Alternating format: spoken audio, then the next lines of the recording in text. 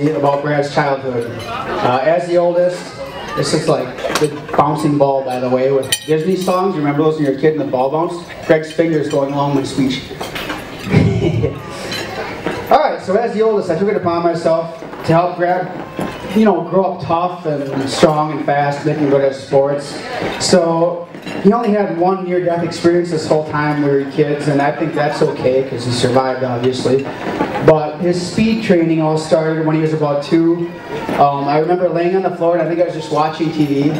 And what he did is he came up behind me with a coffee mug and clocked me like right in the head.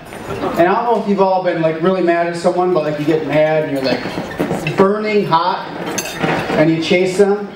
I wanted to kill him, but he made it to Mom before I could get to him. So he survived that one. Okay. So, like I said, all I remember is how mad I was when I chased him. The next time, the training continued when, I don't know how old he was, but I come home from school and I had a Super Nintendo, and Super Mario Brothers was awesome, and I was really good at it. But Brad also liked to really delete every bit of progress I had. And it wasn't like he'd be like, delete it, and then the next day he'd delete it. He'd delete it, and then like 5 weeks later, when I was just as far as I was before, he'd go delete it again. So that chased him a little bit there too, but he obviously got away because he kept going to Mom. Not because he's fast, because he was smart enough to go to Mom. Then another time that involves like Brad, Jen, and Scott. It's so fuzzy.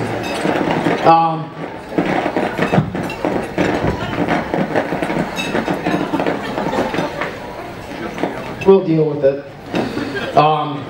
We play a game called Holloway Football, and it's a weird name because it didn't involve a football very much at all. And this is usually not ever when Mom was home. So what happened was, we had a long hallway that went all the way into our living room. Our couch was against the wall, and there was a window. And I would take this huge pillow we had, and I remember it looked like it was maroon, and it had like, you probably remember, it was gray, like plaid markings on a maroon pillow, and it was like that big by that big, I don't know, 2.5 by 2.5, but it weighed a lot, like it was really heavy. So they'd run down the hall full bore, and their goal was to try to make it on the couch. That's all they had to do, right? Now keep in mind, I'm 7 years older than him, so you can go down from there with Jen and Scott. So they had to make it to the couch, and to make it fair, I stayed on my knees, which I thought was okay. And I had a pillow, so I thought that was all fair.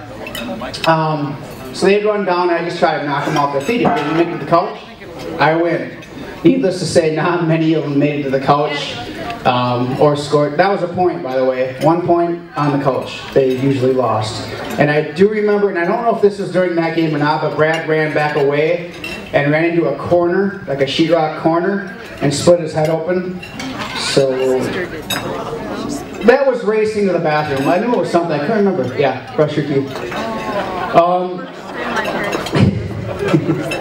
There are some other good stories, like when I was in high school, like younger high school, maybe freshman, my friends and I would go in like the condiment door of the fridge and the spice cupboard, and we'd mix up all these crazy concoctions. We'd be like, Brad, we'll give you $1 if you can drink this and not throw up.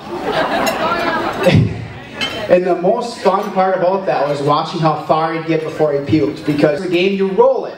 And there's things like on here like I don't, I have, I blank, I am. And what came up for Brad was I like. Okay? So I think it was what I have here, and I think this is who it was. It was me, my wife Katie, Mom, Brad, Jen, Scott, Austin, Sam, and my daughter Taylor. And Julie. She's on the paper, but I didn't read it. You're okay. You were there. You were there. We all know. So anyways, we play this game, and this roll comes up. Brad rolls it, and it's I like. So everybody that was there wrote either Lindsey Lowby, or I think Austin or Sam wrote Ryan's sister, because they knew I knew Ryan. So it was pretty obvious that he liked her a lot. He just wasn't. He was too lazy to do anything about her, or scared or something. As you can see, it worked out well.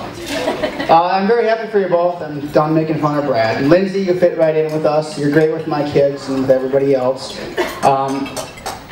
I'd just like to raise our glasses and toast to you in a long, long, happy life. And remember, if your wife isn't happy, no one's happy.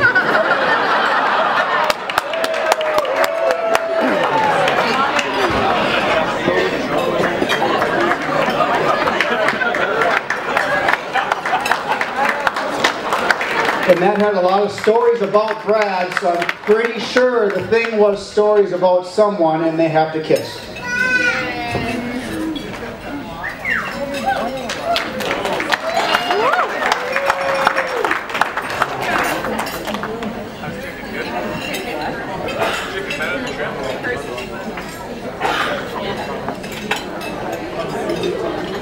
So for those of you who don't know me, my name is Peterson, and me and Lindsay have been best friends for quite some time.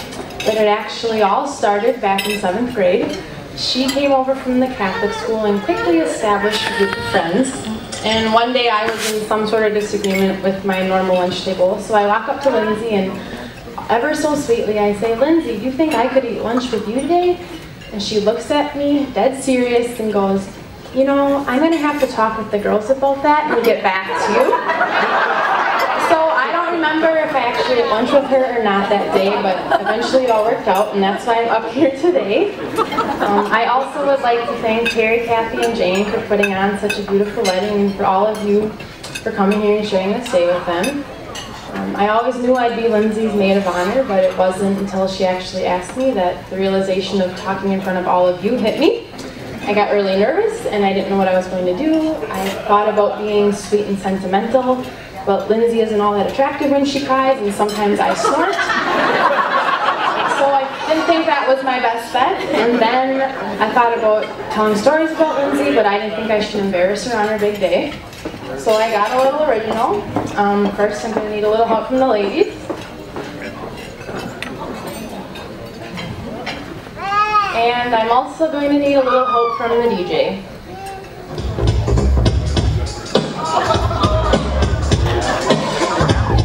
Now this is a story all about how Lindsay got herself in a... Ooh, just kidding. Can we start over, seriously? Stop. I practiced this for 10 hours.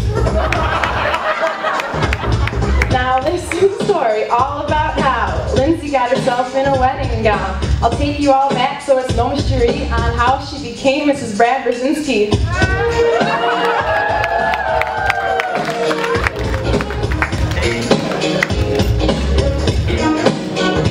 Greg and Ryan tried hard to set Brad up with Lindsay, but she wasn't having it. She said they were crazy. They both went to point, things could have gone great, but she just kept saying, "Don't tell me who to date." Finally one day, Brad came in the strength center. They got to talking and it couldn't have gone better. They started hanging out and talking every day. They go out for ice cream and Brad would always pay. They got to know each other, could love their most parties. Then on the weekends they go out to parties. One of those nights they must have got a little naughty, because she called me and said, "Brad's got a smoking hot body."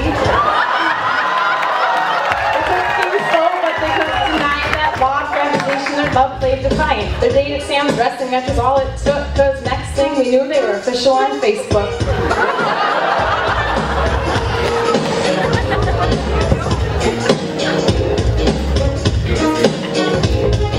The months flew by as they grew close together. Then came the birthdays and the snowy weather. Brad was acting weird and made Lindsay mad. When I left Point that morning, she was feeling real bad. He blindfolded her and drove her all around, and down by the river he would have needed the ground. Right then and there, in the freezing winter cold, he asked Lindsay to marry him and with him to grow old. She started to cry and she obviously said yes. Brad imagined her in a wedding dress. Just 11 months later, a wedding they planned, because that night she came home with a rock on her hand. Here we all are on your wedding night. We love you both with all of our might. You make quite a pair, as you already know, and when you're together, you both seem to glow. Always remember to